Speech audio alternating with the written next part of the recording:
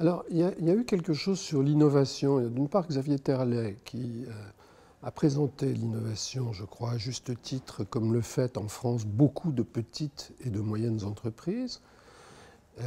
Et il y a d'autre part la remarque de Marie Vattier, qui a fait, en effet, qui a observé que au Québec, on ne parle pas de food trucks, mais de camions cuisine. On ne parle pas de snacking, mais on parle de collation.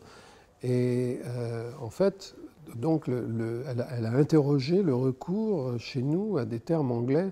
Alors moi, je vais vous avouer que je trouve ça extrêmement irritant moi-même. Mais en même temps, le fait par exemple que les émissions de télévision sur la cuisine aient gardé des titres anglais, Master Chef ou Top Chef, alors que je veux dire, c'était le français, la langue universelle de la cuisine. Bon, alors ça veut dire quoi ce recours à des termes anglais? Il y avait aussi le fooding. Alors, qui amuse beaucoup les anglophones, parce qu'on vous a posé le, et puis vous obtenez un effet comique garanti. Le snacking, le fooding, etc. Il y avait Le Car, il y a quelques années, la publicité pour un modèle Renault, n'est-ce pas?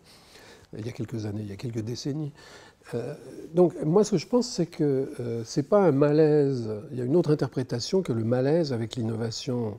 Je crois au contraire que c'est souligner la nouveauté, y compris quand il s'agit de phénomènes qui n'ont rien de neuf d'ailleurs, ou pas nécessairement beaucoup de choses de nouvelles. Le snacking c'est quand même mieux que le grignotage. Et l'offre que ça recouvre peut s'abriter ou se draper, disons, dans le manteau de la nouveauté, de l'innovation, etc.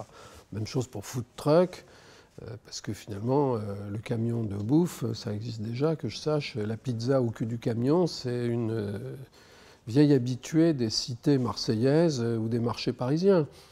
Donc, l'anglophilie, c'est aussi une manière de signifier et de mettre en valeur l'innovation. C'est la même chose dans le business. Dans le business, vous voyez, on disait dans les affaires. Les langages que l'on utilise pour parler de l'alimentation suivent les évolutions à la fois des systèmes d'offres, de distribution et des pratiques des consommateurs. Bon, il est clair que lorsque on constate dans ce domaine-là comme dans d'autres que ce que l'on vit, ce que l'on pratique